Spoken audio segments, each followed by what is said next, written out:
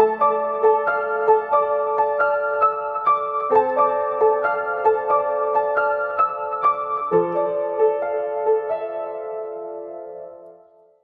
everybody, welcome to Pale in Comparison, a proud member of the Douche Network. In this podcast, my sister uses her knowledge of the Otherverse to take a look at Pact, Wildbow's least appreciated work, and I try to not give away any spoilers. I'm Jenny, and Malia convinced me to read Worm. I'm Malia, and Jenny convinced me to read everything else. This episode, we are covering Breach, chapters 3.3 and 3.4. Before we get into that, however, I'd like to issue a spoiler warning. This podcast is filled with pale spoilers. If you don't know Maricica's motivations and don't want us to tell you, stop now, read Pale, and come back to this podcast. As for Pact, there will be full spoilers through the chapters we are covering.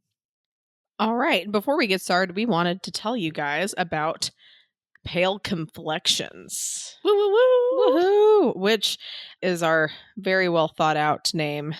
We spent a long time thinking about it. We actually did. We actually did. That might be kind of sad, but if you can't tell, it's meshing Pale in Comparison and Pale Reflections together because we're doing a fan art contest. Woohoo! Woo! So, our theme for this fan art contest is siblings.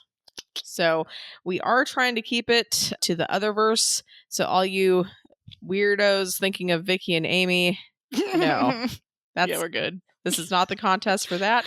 Pass. Feel free to. I mean, not saying that there isn't some kind of a morbid interest I get at looking at that stuff, but this is not the contest for you. If you want to just make the fan art and post it, you go on and do it. But in terms of this fan art contest, this is for the Otherverse. Yeah, so the due date for submissions is Friday, July 30th, I think.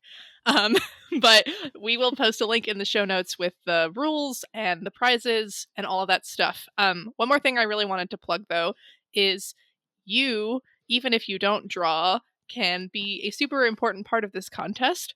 Doof Media's patrons will actually be the ones choosing the winner through voting. So if you want to be involved and pick some great art, please become a patron, and that'll allow you to judge other people's art skills That's in a right. loving way. At least for your judgment to count, for us to care. you can say Right, stuff. You can judge anything. You can still I judge guess. for free, but it won't matter. It doesn't matter. We're not going to care. In a loving, in a really nice way. Yes. So patron only. Woo! So they also get a bunch of other really cool benefits. So you can go to our patron website that we'll kind of mention at the end of the podcast if you want to check that out. But anyway, back to the show. Woohoo! All right, so real quick summary of our chapters we've read. Basically, Blake uses Glamour to sneak into Laird's lair. He disrupts a ritual and manages to escape, causing some chaos in the process. So we'll start with Blake basically disguises himself as a middle-aged man and sneaks into a somewhat awkward party. Yeah, it was pretty awkward. Also, like, I mean, this arc isn't over, but it seems like I was wrong, and it is Blake who does the breaching. This was fun, his, like, infiltration into the, domain, into the sanctum, or whatever. Because, like, yeah, it was just like, oh my gosh, breach, ha ha ha ha. Which was fun. Yeah, I feel like he's at one point like, I could see myself living here, blur, blur, blur. And I was kind of like, wait, like maybe he hasn't really thought about it and it's just sort of like a thing he can kind of see in his future. But it was like, oh, does Blake intend on moving out of the house? Like, does he? Because I feel like he can't move out of the house for some reason. I mean, I think it's the demon that's buried under it. But I think that, like, there's something. I just have to say as well, I love that you're talking about that as if it's like a confirmed fact. Dang it, no one has made fun of me for it yet, so we're just gonna go with it. But the demon buried under the house is the thing that is keeping this family in this place. Or, like, you know, like, it's like very there's something with this house, and he needs to figure out what's up.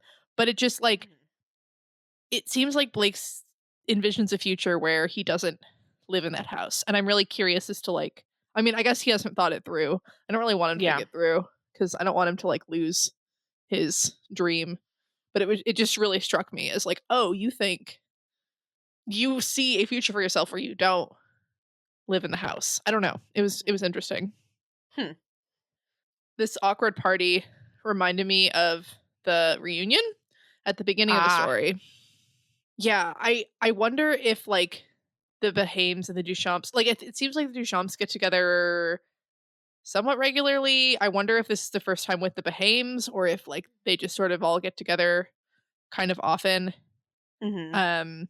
It's also like the non-practitioners are invited and involved, which is really interesting. Hmm. Um, and I thought it was really funny that like even though it's, awkward and there's all this like they're like, "Oh yeah, our family's kind of a cult, lol." Um like people seem to Lol. be on better terms than Blake's family. Like I don't know if that's karma and just like, Hmm. whatever. But Do no both, one there maybe. was like, "I hope you die horribly." Like they were all just sort of like, "Yeah, whatever." I was gonna say, Which was which one would interesting. you rather go to? Which party would you rather attend? This or the Um reunion or like the weird funeral reunion thing?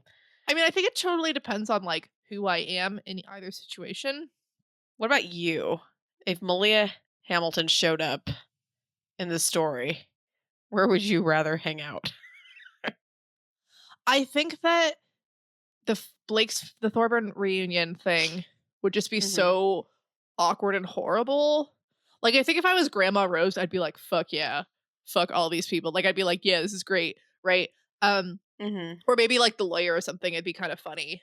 Mhm. But if I was just sort of there, that'd be horrible. Whereas like at the Behame Duchamp party, like I could get some good You could eat. drinks, I get some Yeah. good food, I could like wander around and sort of just like awkwardly talk to people. It'd be an okay time. Yeah. I think I agree. And I was surprised that you paused for so long, to be honest. So I was Well, like, I just wanted to like really think about it. I wanted to like okay. double check and make sure it wasn't some sort of like trick question. Trick question? No, it was I was like, not. this one seemed fine, just kind Yeah. of creepy. No, it was just literally just because you're like, it kind of reminded me a little bit. And I was like, ah, did it really? Yeah. No. Yeah. But yeah, it was just also interesting that like Blake, this both felt like a convenient storytelling convention and karma that he Mhm. happens to show up at this house like when there's a big party happening with like people that they don't know who are coming to it, and also they're going to do the big thing against Blake at this thing. Like this felt like good karma. I mean, it's also like Laird specifically was like, "I'm going to do a thing to you today," and it makes more sense for him to have it set up in his house in his domain than like somewhere else. Um, Yeah. but he did have a bunch of Duchamps involved. Like there is Wildbow or possibly Laird. Like people could have made different choices.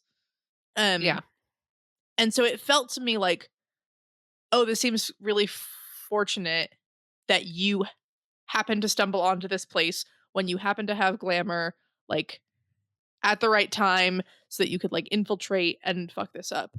Mhm. Because I don't understand at all what was going to happen. Something to do with time near the house.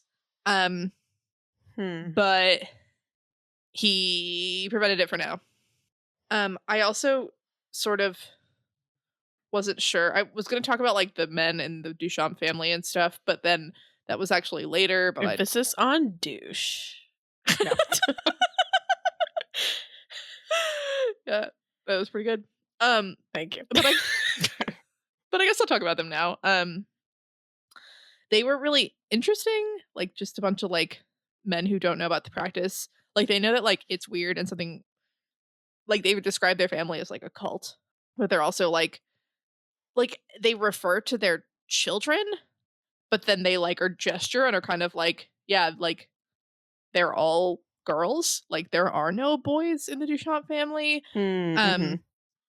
and the different dynamics of sometimes the girls want to get out of the situation because their parents are going to marry them off to people. So to prevent like that from happening and possibly maybe to escape kind of being a practitioner in general, I wasn't totally sure about that, or like to attempt it.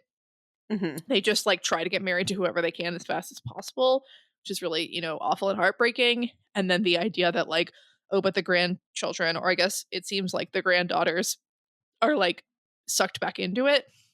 Um, it seemed like they were specifically talking about the Duchamps. I don't think these people were also Bohemes. Um, Mm-hmm. but it was really interesting. Um, it it also kind of reminded me of like how Blake is discriminated against by his family. Mm-hmm. Just in that like it's a bunch of men who are like on the periphery and don't know what's going on, and they're like, oh, they're not really my children, which is like Mm, really sad and also like yeah. but also feels kind of patriarchal, like, oh, I should be controlling my kids' lives. But it's like, no, you just like don't have any impact over your children's lives, and that does suck. But it's interesting that in the story there's at least two circles or covens where the practitioners are female, as far as we know. Like both the Thorburns Mm-hmm. and the Duchamps only have female practitioners, and I'm really curious as to like why and what's up with that. And because Mm-hmm. the only thing I could think of in Pale is like I think the Mussers or someone. I think I always say the Mussers when I can't quite remember who the family was, but there was a girl in a family who they were like, oh yeah, she's like fuck her, and we're never gonna let her do anything. We should have never really awakened her because she's a girl.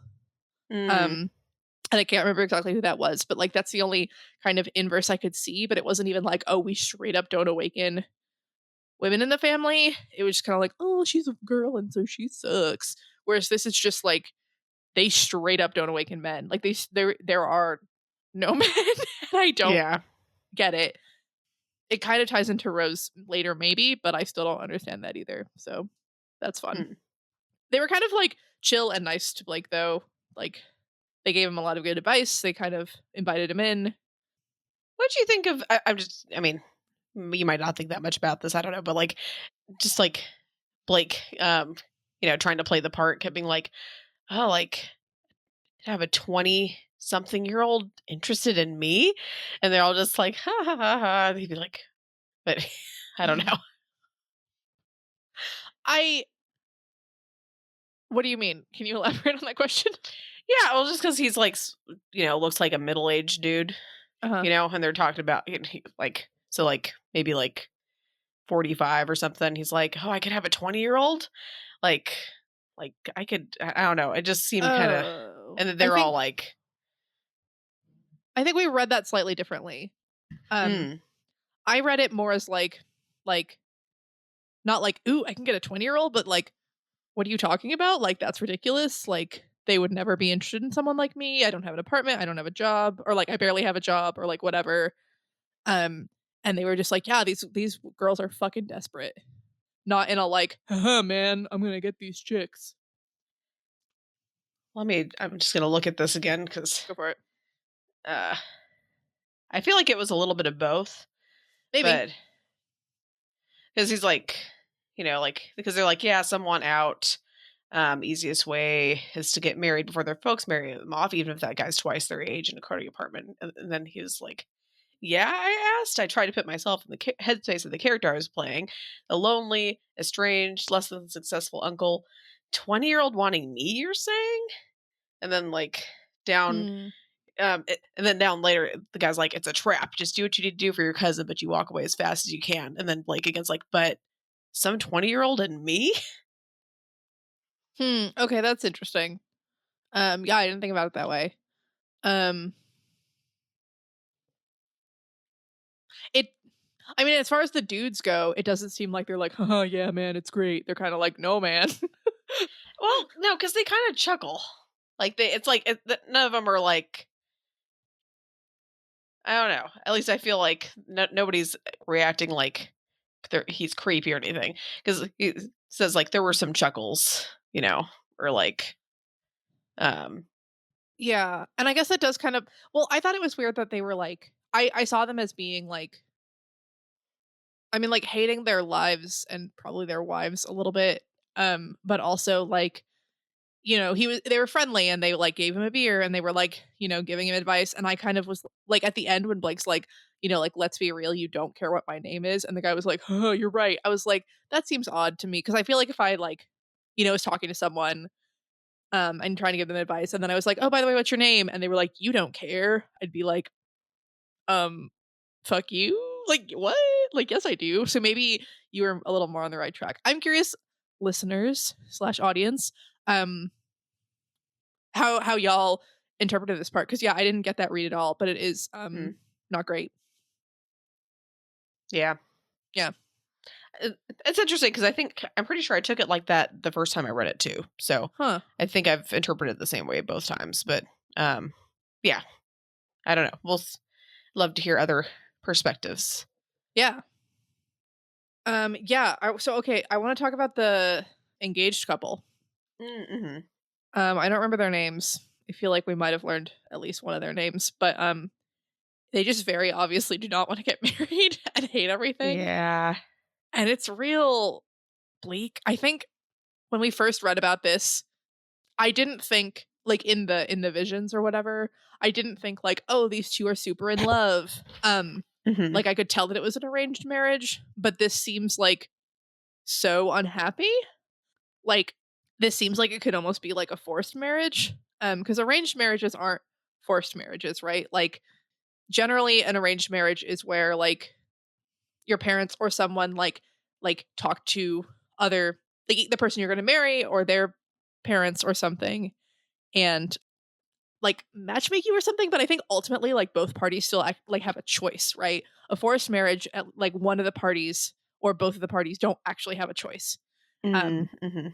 and that's what this seems like, and that sucks a lot. Like, the whole, like, their ring fingers are like tied together and they can't get very far away from each other, like, that's creepy. And I'm just, like, really curious as Yeah. to how it's going to go with their children, because it seems like the Duchamps have girls and practice in their own certain way, but, like, this the groom is not a clueless guy who hasn't been awakened or whatever. Like, he's also a practitioner with a powerful family in his own right, and I'm curious as to how that's going to go. But also this sucks. Yeah. um Yeah. No, that i'm kind of blows. I'm betting we're going to learn more about them. And I'm curious as to if Blake is going to somehow mess with the alliance between these families by messing with their relationship or whatever. But I like that there were a lot of clear reasons why that wasn't going to work. And I like that Mm-hmm. Blake wasn't dumb enough to be like, I'll pretend to be the guy, and, like, and then he also, like, didn't go into that room. Like, I was Yeah. like, good, Blake, good, good, good. Like, Yeah. don't Like, don't that's a terrible ugh. idea. Ugh. Yeah. I guess the last thing in this section of the party was Blake is like, "Ooh, I got some great food." And he's like, "And I went back for seconds just so I could get a sense of what was there." And I was like, "No, Blake. Like, you haven't eaten anything in forever." Like, I think this was his first meal that day, because he went from summoning Mm. Leonard and being like, "I'm gonna eat," and not eating, to the Briar Girl, to, like, immediately sprinting off to go see Maggie, to here, I think. Mm-hmm. And so the fact that he goes back for seconds just so we can get a sense of what was there. I mean, I guess his stomach has completely shrunk down or whatever, but, like, I want you to prioritize calories more than you currently do. Please, God. That'd be funny if that was like a new, like, way for him to get delicious food, because like everyone hates him and stuff. He just glamoured up into some random dude, snuck into house parties, or like crashed weddings, or like even went and just like went to the buffet and was like, all right, this is, you know. Yeah, it's I it's too bad I don't picture Jacob Bell as being, like, that happening of a place necessarily. It's probably definitely not, But, like, if but there was like a university or something, and he made himself mm, look like an undergrad and he just, like, wandered around and got free pizza or whatever, like, do it. yeah, gotta strategize, man. Although money doesn't seem to be like money may eventually be his problem, but his problem just seems to be, like, leaving his house. So, you know. I feel like when I was a freshman in college, it's kind of random, but I was totally like doing the scheming thing for pizza, and I don't think I asked many questions, but like some of my like dorm neighbors, a couple guys, like they were going to a club meeting and I was just like, "Oh, where are you guys going?" They're like, "Oh, yeah, we're going to this club meeting. Like they got like free pizza and stuff. You want to come along?" And I was like, "Sure, why not?" I ended up going along and I don't know if you remember this random story, but that's when I saw like the weird like guy in the The karate ninja. suit who was trying to beat in his car. Yes. Yeah. I don't know if I should go into that right now, but I think basically, you should. should I? This is no okay, this is no bearing nothing to do with this podcast whatsoever. But basically, we were I think we stopped at Rite Aid cuz like there's a crosswalk there or something. And saw this car that basically jumped over the traffic island like and right in front of us and kind of like crash landed.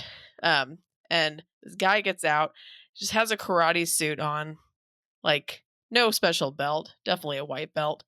I don't even remember if he had pants, to be honest, but he had the What? karate suit on, and he just started kicking the crap out of his own car. Like, started just like beating on the door and just yelling at it. And there was like a little crowd at the Rite Aid, like across the way at this time, just looking at this guy. He just kept like beating it up. Other cars were trying to get by. He was not having it. He basically just ended up leaving his car there with the door open, just ran off down the street. Um, Turned out later on, I found out he'd gotten high on lithium, and was like, I guess he like ran into some other people and was like trying to talk to them about like dragons and like all this other crazy shit. So I got to give a little bit of a police statement, which is kind of cool. I honestly don't know if it was very helpful, but I felt really cool. But anyway, this is on the way to this meeting, and then when we get to this meeting for this club, had free pizza, and it was like a club for like I'm trying to remember what it was called, but it's basically like for Hispanics. I'm white as fuck, like white as fuck. But it was like, and they were so nice. It was obvious I was there for Oh. pizza because they were like, "Oh, like, well, you can still hang out and stuff." And I was like, "Fuck, Oh. this is like I do not. I mean, I'm obviously here for pizza, like, you know." So they Were were your so friends nice. Latino? Like, did your Yes, friends they know? were, but they didn't mention that was what the club was for. They were just like, "Oh yeah, we're trying this new club thing. You can come and get pizza." And I was like, "Okay." I was like, "Okay." I mean, that would have, in hindsight, been some good information to know. That's Um, awesome. yeah, so I had a piece of pizza, and it was delicious, although slightly guilty feeling, but still delicious. So there's a Asian and Pacific Islander. So what is it? It's APALSA. It's Asian Pacific Islander. Gosh, see, this they shouldn't let me into this club because I don't remember what it all means. But um, it's APALSA, right? It's the Asian and Pacific Islander Law Student Association, something in that order. And they were tabling my first year of law school, and there's this bakery. It's a Taiwanese bakery. It's like 85 degrees, I think. Let me search this real fast. I don't want to slander myself. Yeah, okay, so 85 degrees. It's a Taiwanese bakery. It's so good. They have a location in Austin, and they had a bunch of like pastries from there. I just got real excited, and I knew one of the people who was tabling. And I like walked up and I was just like, "Hi, can I have a pastry?" And he was like, "If you sign up for our emails." And I just like looked at him, and then I like drew a circle around my face because again, white. And he was like, "Oh, we don't care. Like anyone can join." And I was like, "What are you talking about?" Which is like Oh, nice. that's nice. That's It was really really nice. nice. So I still get their emails because they're great emails, but I didn't want to pay the $40 in dues, so I'm not actually part of the organization. Slash, I feel like I didn't want to invade other people's space that they might want to feel like camaraderie with other, Asian and Pacific Islanders and whoever. That's But true. I really didn't want to I pay the mean, $40. But I got if the he was, pastry, you got so the it was worth pastry. it. I mean, I feel like if they were nice enough to be like, you can join anyway, that's care. You probably could. I mean, they're probably pretty welcoming. That's really nice. They Yeah. might just want to share the culture, and you Yeah. know. But well, cool. I'm glad that you knew at least what club it was when you signed up for the emails. Um, I'm pretty sure I signed up for emails too, just because I felt like such trash for like going to get pizza. It was like, yeah.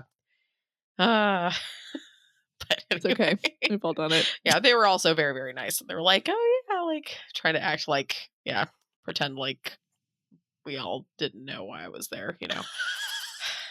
I was like, I'm so sorry, guys. Anyway.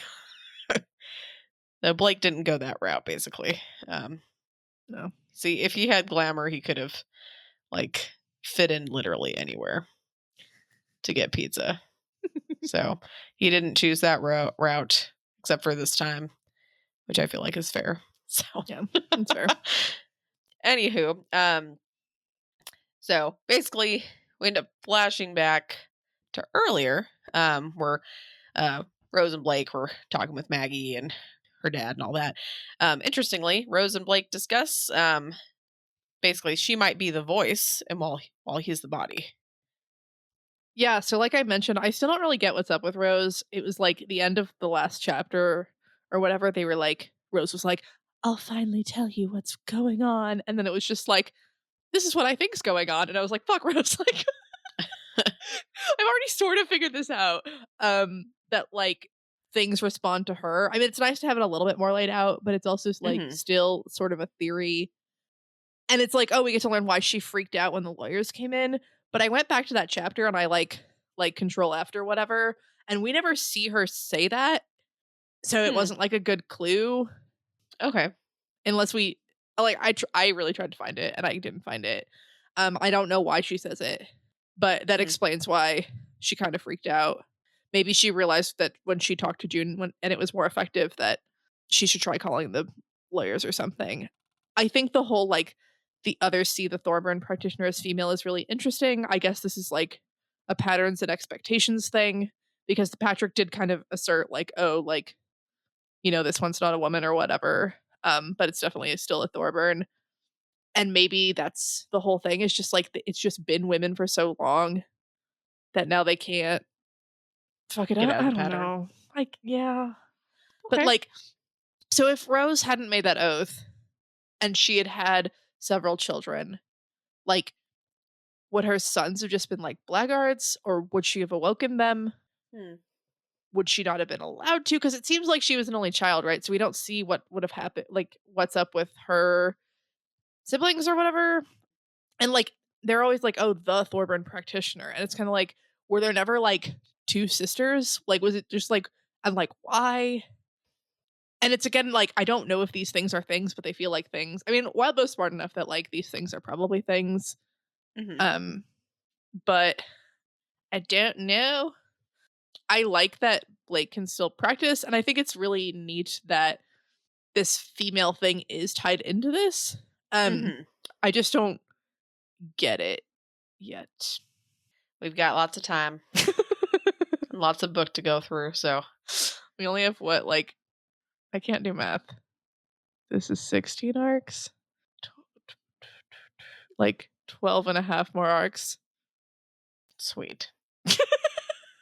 That might be very wrong. Okay. Don't do math. Sounds right. But whatever. Close enough. It's fine. It was pretty funny that they're like having this like big discussion about how they work, and Maggie and her dad are just fucking like standing there. I mean, it's not smart because Maggie is, you know, like not trustworthy, but then also her dad's just like, what the fuck? Like, yeah, like what the fuck are you guys talking about? And I love it. And I feel bad for him because he's like, you said this was safe, and she's like, relatively safe. And I'm like, what the fuck, Maggie? Like, almost everywhere is safe relative to your hometown. Like, what the fuck? Yeah. I mean, I guess like good job for not lying, but it sucked that like every single thing her dad said, Maggie had to be like, I said something like that, and like, you know, like, ooh. And I get that her dad would try to stop her from doing a lot of this stuff, but maybe your dad's right, Maggie. / like maybe you should not hide some. I don't know. It like he obviously doesn't know about the whole like torture Molly thing, which yeah, how are you gonna be like, hey dad, I'm gonna torture someone, lol, bye. Especially this dad is not gonna be okay with that. Yeah. even if it's like I'm trying to like save us and mitigate things and they worship demons or whatever. They don't really worship demons. They do demon-y things. They consort with demons. They consort. Yes. I liked that Maggie. So Maggie in her interlude didn't give a fuck about anything. Okay. But Maggie actually seems to really like the practice, which was really cool. She has the whole thing where she's like, it's like looking at the workings of the human body. It's messy and gross and bloody and mucked up and imperfect, but there's an art there, which was just like very goblin practitioner to me. Goblins are gross, but you know, lovable and great. And I'm like, I wonder if they're rubbing off on her or if she was always sort of like this. But it's neat. Like she finally has a passion for something. It seems like she thinks this is more interesting than anything else she's ever done. Mm-hmm. More than just like I have to do this or I'm going to die horribly. Yeah. Yeah, the human body. That's a good comparison. Well, next part. Blake takes embracing your inner child a little too literally. He sees a diagram while he's a little child. It seems like it's made to disrupt something around the Thorburn house. It's kind of clock-esque. Yeah, this transformation to a 6-year-old's really hardcore. It was super violent, super visceral.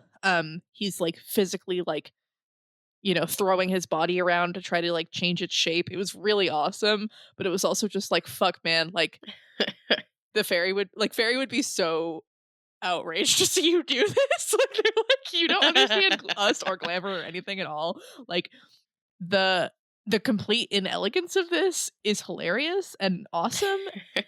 And I feel like that at this point, the average fact reader wouldn't get, like, I think they'd think that it was cool and maybe kind of funny, but they wouldn't get just like how fucking insulted a fairy would be to see this happen. Oh, for sure. It's so great. And I didn't understand what was happening at first. Like, I was like, oh, okay, he took the boy's hair. I think I got that he was going to try to disguise himself. But when it was just like, you know, he threw himself back against the whatever. And like, I was just like, what are you trying to look beat up? Like, what are you doing? Like, and then I was like, oh, you're shrinking your body. Trying to shrink yourself. This was hilarious. I also, the whole like, it'll be time consuming or painful to turn back. I don't remember this necessarily being a thing in Pale. It might be one of those things that has been mentioned that I've skimmed over, as we've all noticed throughout this podcast. I feel like when I think about Glamour, I feel like the problems that I think of are like the fact that someone will notice the glamour on you and then like take it and twist it and force you into certain shapes. Like, I don't think like I guess like, oh, you're gonna get stuck like that makes a lot of sense, or like, but I don't. The only time I can think of that Glamour caused them pain, other than I guess like the Nettle Wisp, which wasn't just like Glamour, is when they use like the dark Fey Glamour to be like sunlight, right? Like using the Glamour like it in something that completely was not its element, kind of a thing. But just like, oh, if you use too much or if you get too into it or something, it'll be like painful or time consuming to turn back. I don't remember that. It's really an interesting new or possibly established wrinkle. And the hymn slowly like dissolving at the end of this chapter was like super tense and exciting and great. But I was like, does Glamour do this? What's happening? Yeah, so then they so he blends into this crowd pretty easily and gets to kind of sneak in and take a look at this diagram, this ritual. Yeah, this was really cute and also really, really like genius. I mean, I haven't been around 6-year-olds in a very, very long time, but to me, this felt very true. Like it, like, you know, he could talk kind of loudly, and he could like, you know, accidentally bump, quote unquote, accidentally bump someone. He could like, you know, get people to like do things he wanted by being a bit annoying or a bit of a bother so that people would want to cater to him, but he could also kind of like weave in between people and not be as noticed. Like he did follow a 6-year-old upstairs and then comment on how he like seemed like a pedophile and maybe someone should do something about it. But it wasn't like, I don't know. I feel like that was also just like the most convenient thing in that moment. And it just worked out really well. And is very funny and really adorable. Just like Blake running around and being like, show me the paper. It's just so fucking good. And it's funny that none of that stuff cracks his glamour because he's very much acting like a 6-year-old. Like he's doing it really well. It was really great. Yeah, he did a good job. So this diagram is weird, but before we talk about the diagram, which I don't get, they talk about having bounties on killing the Thorburns, and it seems like any Thorburn, so it seems like his whole family is currently like in danger because I think one of them mentions at some point like, oh, maybe we should try to kill one of them off before they become heir to like try to fuck with it or something. And I'm wondering if they think that this includes like the grandsons, because Blake has already shown up as an heir, and while I don't think any of the other grandsons are in the line, I think they might. So I'm wondering if like Callan and Peter, God, their names are hard to remember because they're insignificant, are in danger, like just as in danger as, like Paige and Kathy and the rest of them. And that's scary. I wonder if Blake has internalized that fact, and maybe this is what's going to get Paige back into the story.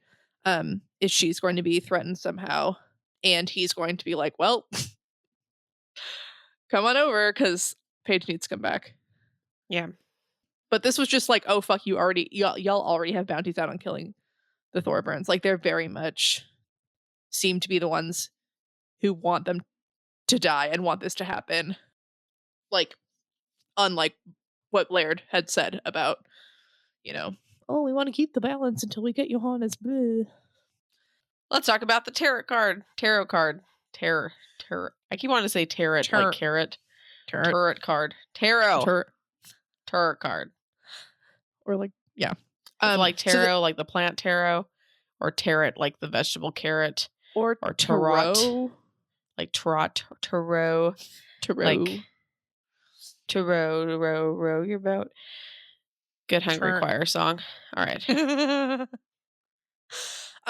Yeah, this was exciting because I actually sort of understood a little bit of what this might mean, because like I mentioned, I'm learning more about tarot. So Blake's was like really funny and really great.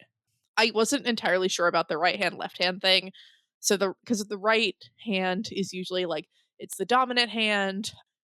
When people are your right hand man, like they're very close to you. They're very trusted. Like Jesus in the Bible with the goats and the sheep shall be like put on his right, and the goats will be on the left, and the sheep are all going to go to heaven and the goats are all damned or whatever. But I wasn't sure if this was like a dominant and a recessive trait, or like this would be an interesting conversation to have on the Pill Reflection podcast as well, just with what's going on, like with like them changing their masks around. Yeah, none of them are sheep though, but goat. Yeah, I wasn't talking about the sheep. I was talking about the goat. Well, I'm just thinking right and left, right. So I'm not entirely sure if that's like, so there's a thing in tarot that a lot of people do, but not everyone does in readings, that are called like card reversals. So that means like when you draw a card, when you place a card and it's upside down, that means it's reversed. And so it kind of does like an inverse thing of what the like standard-ish meaning is, kind of. I don't know those very well at all, but I was wondering if maybe that is something like that. I don't know. Anyway, Blake, or when they are trying to figure out Blake, they draw the Fool and the High Priestess. The Fool is great. The Fool is a really great card. It's card 0 of the Major Arcana. And like the Major Arcana, which are like all the classic tarot cards that people think of, or except for like the King of Cups and crap. Anyway, the Major Arcana is the Fool's journey, And Blake is the main character, right? Like, this story is Blake's story, and like Blake is the fool, which was perfect. Also, a lot of tarot cards aren't as negative as they might sound. Like, the fool isn't necessarily like, oh, you're so stupid, but it's like, it's naive, it's joyful, it's like bounding off and starting on a new journey, but it's not necessarily like, oh, you're trash. Like, and Blake like doesn't know shit, is the main character, and is like starting on the journey. It was like very like, fuck yes, this is perfect. And then the left hand for Blake drew the High Priestess.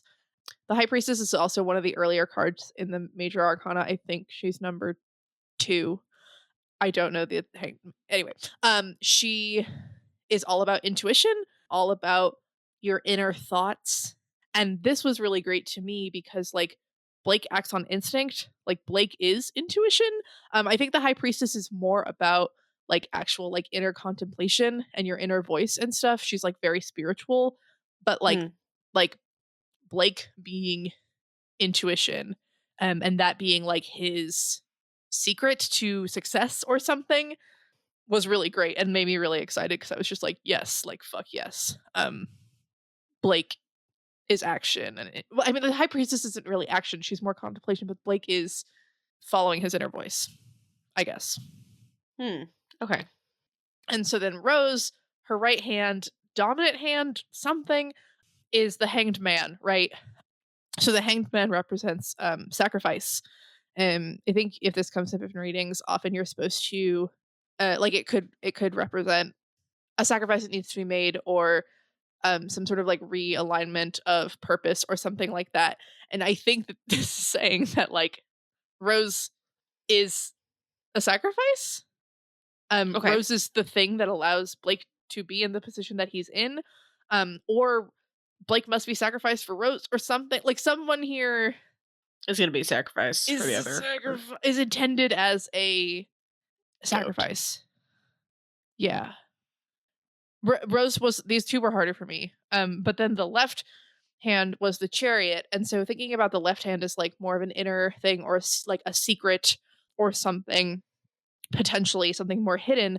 The Chariot is all about being in control. It's all about drive. So the Chariot card is someone standing in a chariot, like with 2 like horses or whatever sort of animal that are like driving the chariot, and they're like holding, they're very in control, and they're also like moving and going forward. And I think this is talking about Rose as like being the dominant one in their relationship, not like their personal relationship, but like Rose is the Thorburn practitioner based on what we've learned, right? Like she's the voice, she's the one who actually has control, actually has possibly like, you know, more dominance over the relationship.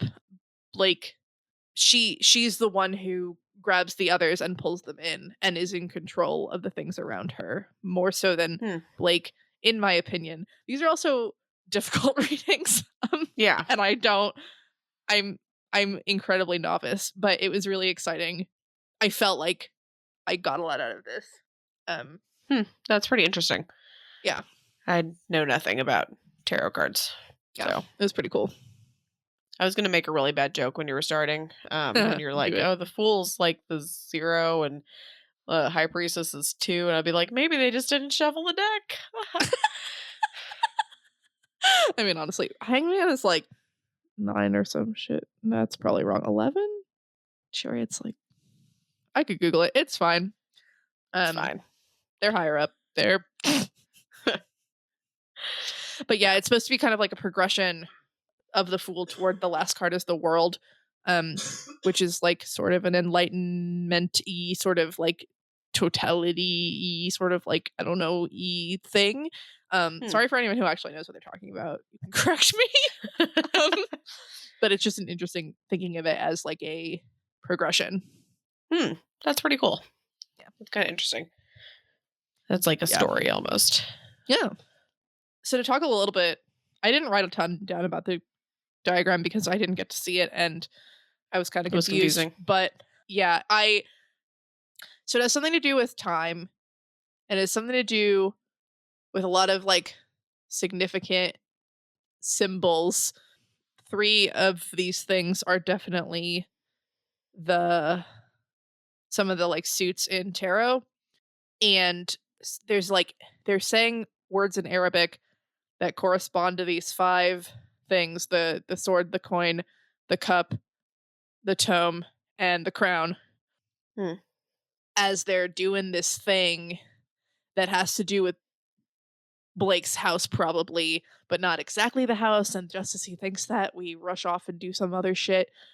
I think that they think that he's inside the house, and I think that they're trying to either like lock him in some sort of time bubble or fast forward time around that area, or like stop him from doing some, I don't know. Because apparently they're not going to kill him. They're just going to lock him in a time chamber. How nice. I mean, no, not really nice. Not really nice. But yeah, I'm glad like reading these twice is great, because the first time I was like, I don't care what these words mean. I have to find out what happens. And the second time I was like, oh, what is like Al-Mamlaka, and Hussam and Dahab? And so I went and actually like Googled it, and like it was like Al-Mamlaka is the kingdom, and I was like, I don't know what's going on. And I was like, are they doing Arabic because of Solomon? And I still think that might be kind of like a Seal of Solomon, like Suleiman thing. And I was like, I don't get what's happening. And then I think, I don't remember if I had to Google the next one to figure out what was going on, but Dusam means sword. And then I was like, oh, the kingdom because the crown. And so the first one is the crown, which is why they said it first. And then one, do shop lady. And then they did the sword. And then Dahab means gold, but I think that means the coin. And so I don't know what the other 2 words were, but that was interesting. And I don't get it. I thought it was interesting that Laird's familiar is an old guy. I'm going to cut you off real quick just because, like, I'm going to blow your mind. Because if you look back at this chapter and you read, oh no, they're also using Arabic numerals. That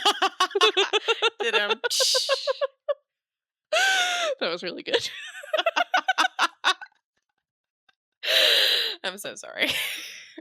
I was just like, oh no, what did I miss? That would be kind of funny if like that actually, I mean, would make a difference, like in terms of like if, using Roman numerals versus, but I mean, I don't feel like, no, you know what I'm going to say? Yeah, I think that definitely is relevant. Arabic numerals to this for sure. Because I just said it. Roman numerals would be different. They would have a different flavor, No, exactly. Yeah. You're super right. I'm so right. Like, it can't just be that it's like normal numbers, like for, people in the Western world. Yeah. Sorry, go ahead. No, that was it. You were talking about the old man. Oh, I just thought it was funny. Like, I think, okay, spoilers for Pace, sort of. The things in Pace, what happens with I don't want to spoil it fully, but what happens with their watch things. Wow, I can't remember the name of anything. And like what they do, that's more what I was picturing. Okay, yeah. It's like a mechanical thing, not like, hello, I have an old man. Time coming out. Right. Like, so good and also weird, but also they were like, he specifically didn't have a beard. And I was like, that's lame. Like, he's Father Time. He needs a beard. And he sort of like hobbles and then like stabs and I was just like it. I get that a lot of others are like humanoid or whatever. It just feels really weird to be like, this human is my pet. Although I guess that's like what John would be if he was Lucy's familiar. I don't know. It's weird.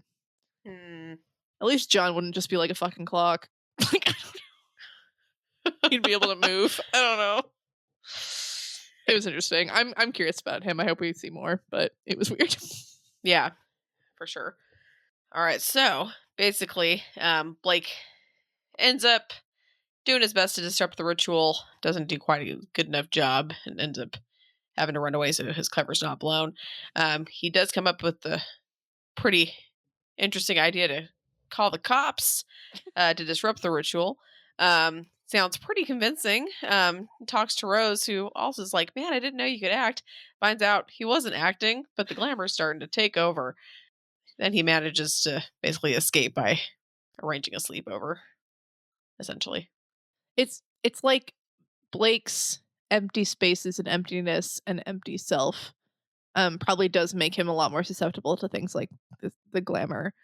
And I mean, there's these themes, and not even themes. It just seems, like Blake is being drained or something, and so the glamour finds a space to like really, really fill. Like they keep talking and mentioning that the glamour is working really well, and it's either that Blake just has like super powerful will and can convince himself of whatever the fuck, or that the glamour is being a little bit strange in this situation.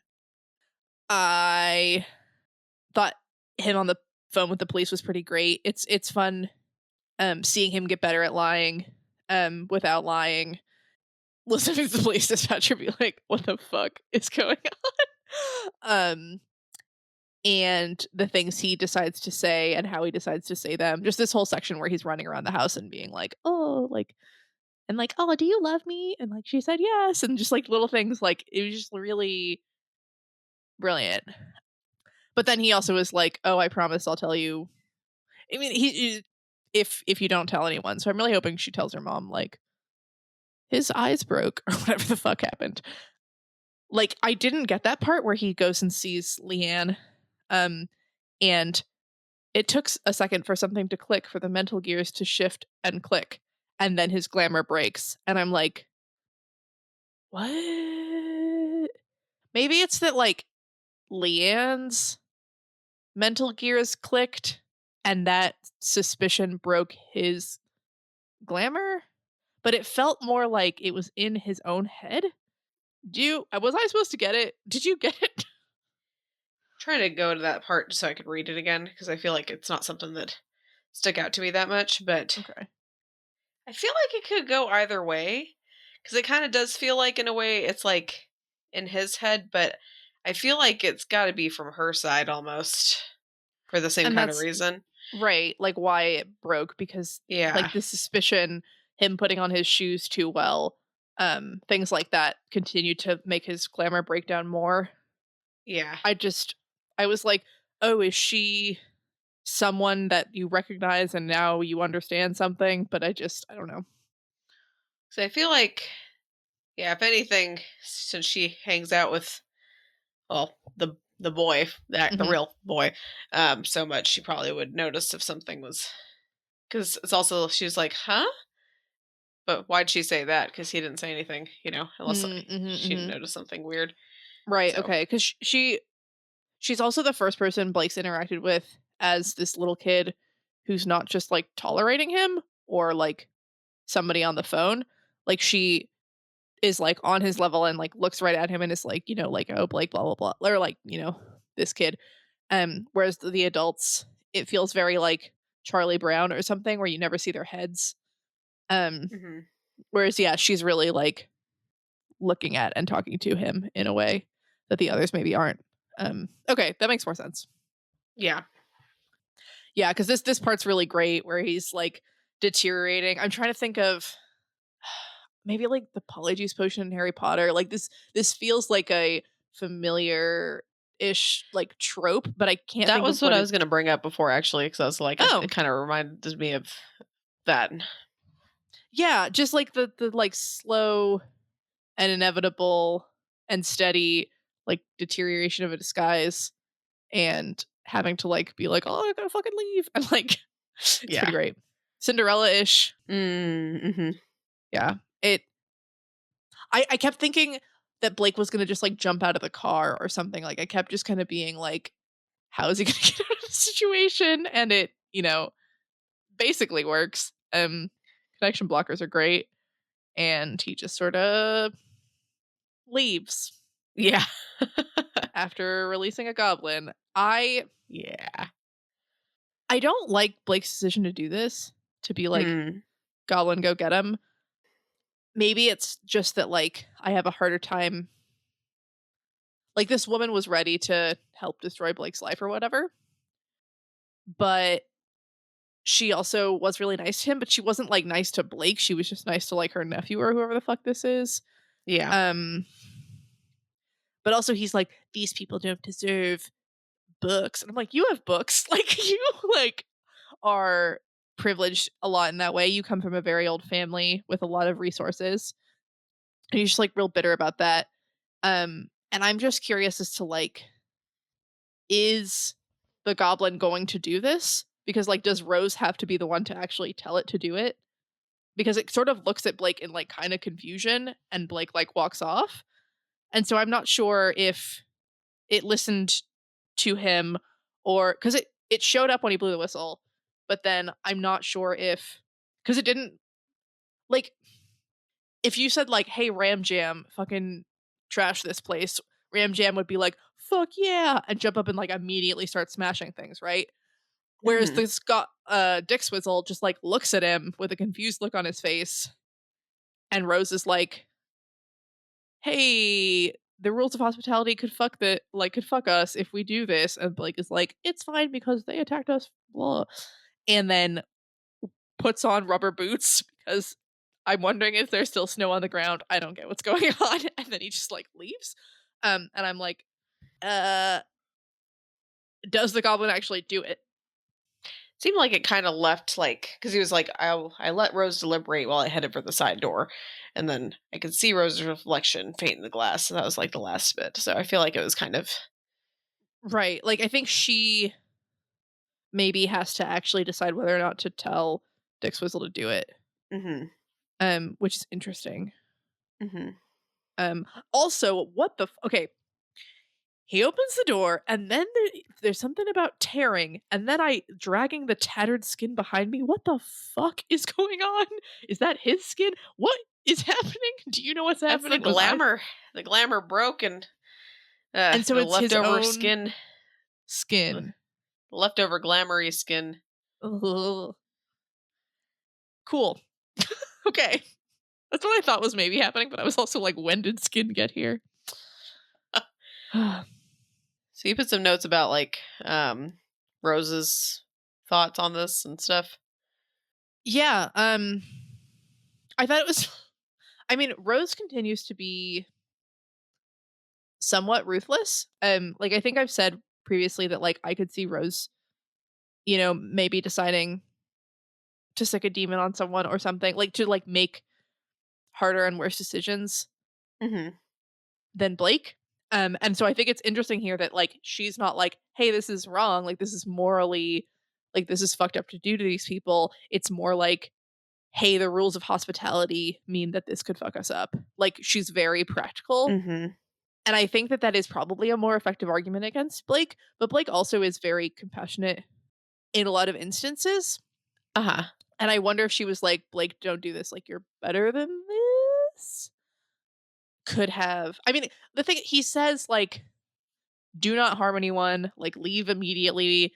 Like, if you're just, when you're discovered, like, whatever, whatever. Like, he's just trying to destroy things, hmm um, and explicitly not hurt any people. So I think that's we need to ask fine. Kippos. Then we call back to Pace. If anyone knows about hospitality, it's that It's girl. her. Yeah. Yeah. Let us know. Kippos. How fucked is How fucked is Blake? Blake if Rose does the thing? Uh, yeah, I Yeah. mean, it's definitely not like.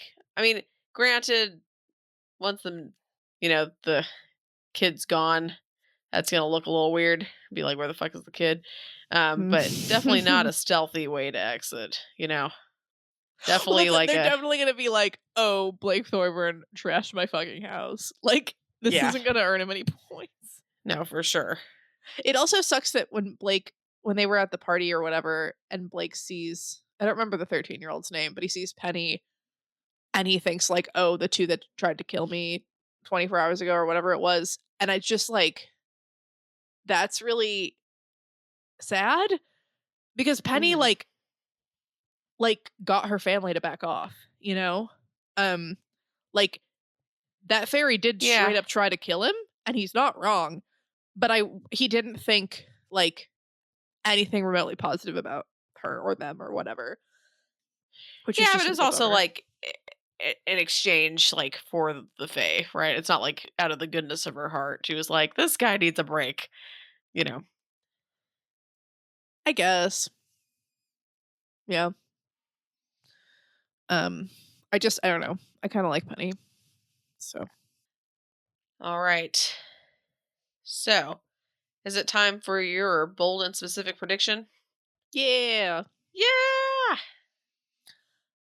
Okay, so to set this up a little bit, in the chapter, I think after the police showed up and were like arresting Laird and shit, which was great.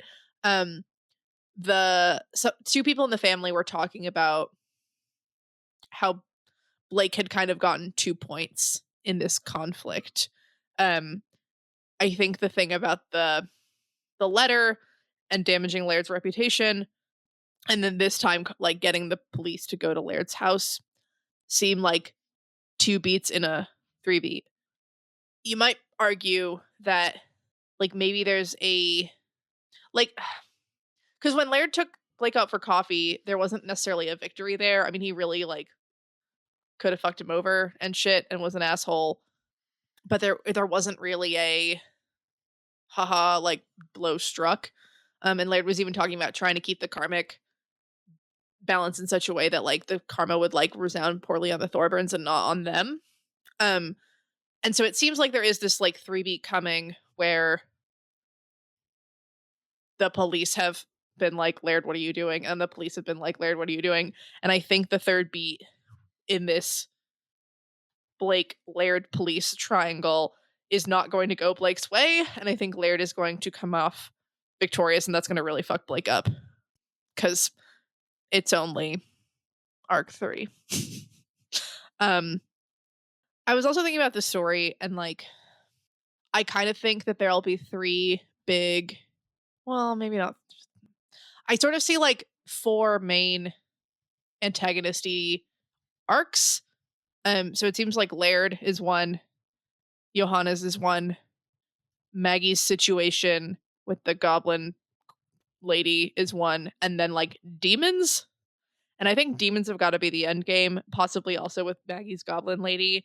But it seems like they're Mhm. going to have to wrap things up with Laird in the next couple arcs, and then maybe probably move on to Johannes because that's super interesting. And then goblin demon cage fest at the end. These are also bold and specific predictions, sort All of. right. Bold and specific. I like it. Thanks. So, we've already kind of done this, but um obviously, and for our pale in comparison part, I mean, the main thing that we can do, I feel like, is compare uh I guess uses of glamour. Mm-hmm. Is what I'd say, and how it seems to affect Blake versus the trio. And we've gotten into that a little bit. But do you have any other like comparisons or like points that you want to make on that? Blake seems to be incredibly good at glamour, and I think it has to do with the fact that he's so fucked. Um, and maybe something else? Question mark. But he's like very good at being like, yes, I am this thing, and then just like he just sort of rubs his face and like bam, he looks different. And I would expect like Verona and Lucy probably to be at that level now. Um, Yeah. but they're also super powerful and have a whole bunch of glamour to practice with and like do all these interesting experimental whatever. Whereas Blake is just like, oh haha, like my voice is different and now I'm a child. Like he just like it like he's like good isn't necessarily the right word because I don't think he knows what he's doing, but he's very effective in his glamour usage. um, Yeah. but I don't know that he has thought about some of the really neat possibilities. He has either used it as like a power source or a disguise into different human forms. And I mean the shrinking down to a 6-year-old was pretty great. Um, Uh-huh. but like Blake, you could turn into smoke, bro. Like Blake, you could like you could do so many things, and it's just like he doesn't know that yet, probably. And it's gonna be real exciting to watch him discover it. I can't see Blake doing anything like the check marks or whatever. That's a very different use. And just, yeah, like, you take the glamour and you sort of gently massage yourself into a shape is, like, not what this man does. Oh no, he like beats the crap out of himself. All right, y'all. I'm interrupting this episode to bring you your discussion question responses. Jenny is unfortunately not here because she is back home, and I'm jealous because she went to the beach today and I didn't. So that being said, I'm going to run through some of these discussion question answers from last week before we talk about the one for next week. These responses were really fun, and I very much appreciate everyone who resisted the urge to spoil things for me, particularly because I'm the one who picked through them this week. So last week's discussion question was, if you had to pick one Thorburn besides Blake or Rose to deal with, who would you choose? So some people interpreted this as like go against, and some people interpreted this as work with, and some people kind of interpreted it as both, which is pretty cool. Fleet Feathers said Roxanne. The narrative of a bratty 12-year-old suddenly having access to a trove of magic going up against practitioners is great. Also, she'd probably be the easiest to trick or manipulate, but you never really know with preteens. Bellic Tall asked their friend, Taylor, and she said she'd definitely go after Ivy. Insert pause for outrage. But like Tall would go up against Paige because she'd be the most likely to compromise or leave open de-escalation avenues. Mr. Catfish would go against Ivy. Negotiations with Ivy would be like taking candy from a baby, but they could also maybe help her get on the right path and out of the rut her family is stuck in. Maisie 1 said Molly, or Paige. Paige is smart and a good person, and maybe she'd be cooperative and a good ally. Molly doesn't have a good track record, and so they think they could take her if things went bad. Hero of Old Iron says Paige for now, because no spoilers, because Paige is probably the most willing and able to rise above the rest of the family's shit. Beard of Valor said they'd want to work with Peter because he sucks so bad that you won't feel bad when he gets got by brownies. Also, he's probably not explicitly part of Grandma Rose's deal, so maybe he's not like being manipulated or whatever. So thanks y'all for answering last week's discussion questions. Hopefully Jen will be back on next week with me to talk about the discussion questions, but if not, it's because she was having a lovely time. Anyway, on to this week's discussion question. All right. If you could use glamour to transform into something for 1 hour, what would you change into and why? Trying to think what I would. So, to be honest, I'd probably like try changing into like a biological male. I'm really curious what it would be like to like not have boobs and to like have a penis. Like I'm just like really curious. Yeah. Or like different body shapes in general. I mean like something fun would be like, you know, something that can fly or something, you know, like, but I just am really curious like what it would be like to be a man, I guess. Or like a biological man and to walk around and have people see me that way. That's pretty interesting. That's not a bad idea. Yeah, I'm not gonna lie. First thing I thought it was something flying. Because flying dreams are the best kind of dreams. If it feels anything like that, then I'm so down.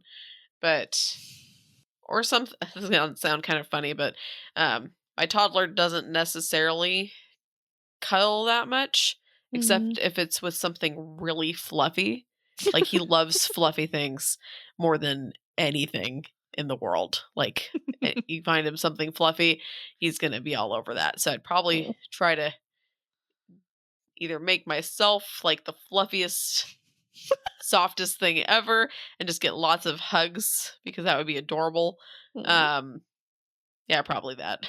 Oh, that's lovely. He's so cute. He just like he gets really happy and he'll just tackle everything that's like soft. Would that possibly break the glamour? I mean, it's fine.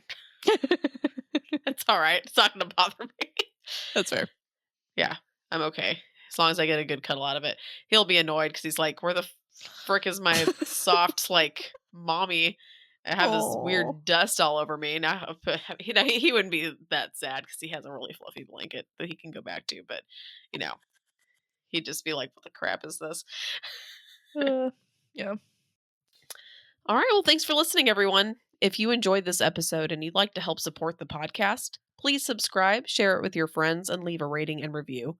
To support our podcast, become a Patreon at patreon.com/doofmedia. You can also check out our website at doofmedia.com to learn about all the cool shows on the Doof Network. If you'd like to support Wildbow as he continues to write fantastic stories, go to patreon.com/wildbow. You can follow the pod on Twitter at Pale Comparison, or send us an email at paleincomparisonpod@gmail.com. Keep an eye out for our Reddit thread in r/parahumans, where you can answer our discussion question and share your thoughts on this episode. In addition, if you'd like to see all of my predictions laid out, check out our episode description for a link to a prediction tracker. I also want to plug the Doofcast really quickly. I've been listening through the back catalog / trying to get my boyfriend to listen to the Doofcast, and he picked out the Happening episode. Scott and Matt talk about M. Night Shyamalan's ridiculous movie. I will never watch this movie because I can't handle scary things at all. Which is why we're doing this podcast. Okay, at least, like, the description of, like, someone letting themselves be run over by their own lawnmower, I just don't want to see that. That sounds terrible. Yuck. Yep. But they say, as maybe possibly a joke, but hopefully not a joke, that they want to somehow interview M. Night Shyamalan about this movie, and I am waiting. I am waiting for this to happen. So please, someone, make this happen. The problem is, at least if I were them, I would have a hard time not asking them about, like, the travesty of, like, The Last Airbender. Well, I haven't listened to their episode covering that yet, but I haven't yet either, but I'm just like, if I invited, if, like, theoretically you're going to invite him on and ask him questions, it'd be like, just have you seen the rock bending, like, the fucking earth bending scene where they're in the prison? It's the stupidest shit I've ever seen. So I haven't actually seen that movie. I feel like maybe someone has showed me that scene. Let me just break this down for you. Paint me a picture. Okay, because you've seen, like, the original, right? Yeah. Okay, in the original how, like, the Fire Nation, they have a bunch of earthbenders prisoner, like, on, like, this metal, like, ship in the ocean, right? So they can't earthbend, and then like, Egg and Katara and Sokka and everybody, like, go and they basically, like, help rescue those guys, and, like, and they're like, oh, the coal or whatever. Yeah, the coal and stuff. Okay, so this same scene, they did a little differently. For one, they didn't go in the fucking ocean. They were on land. They were on fucking land. And they were just like, oh, we're just too intimidated, I guess, to do anything. I don't know. They were on fucking land. And then Aang guys, like, go over and they're like, come on, guys, we can do this together. I don't know. I'm, like, very paraphrasing. So they get him to be like, all right, we're going to fight back. Okay. And I'm going to send you this link in a minute just to show you how fucking ridiculous this is. But, like, they do, like, this whole thing where, like, it looks like they're going to have this really awesome, like, fight scene thing because they're using all these, like, moves to, like, looks like they're about to do something really big, and it's like at least, like, 3 or so earthbenders, and they, like, bah, and they, like, seriously have, like, a couple small rocks that, like, slowly like fly by, and it's like, are you fucking serious? M. Night Shyamalan, what the fuck was that? Oh. What was that shit? Okay. Well, I think that you should listen to the Doofcast episode on The Last Airbender and let us know I will. What they say. I mean, if they... I'm not expecting them to be like, this is my favorite movie. Okay. I'm expecting it to be kind of along the lines of like Dragon Ball Evolution, which if you haven't seen that or trailers for that, you don't have to have watched Dragon Ball to see it to realize how fucking terrible this is, because I had never really seen Dragon Ball. But I'll send you a trailer for that too.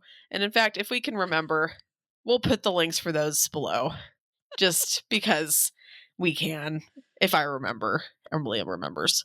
So I'm going to send Malia those links after we're done. Awesome. All right. Anyway, rage rant over. Random fun fact of the week, guys. The only member of ZZ Top that doesn't have a beard, especially a ridiculously long beard, is the drummer, Frank Beard. It's so good. Which is hilarious. He has had some rather shorter beards, but I'd still say, even if I don't know what his face looks like right now, but even if he has a bit of a beard, it's nowhere near as long as the other members of the band. So I'd still say it counts. All right. Have a good week, guys. Thank you for listening. Bye.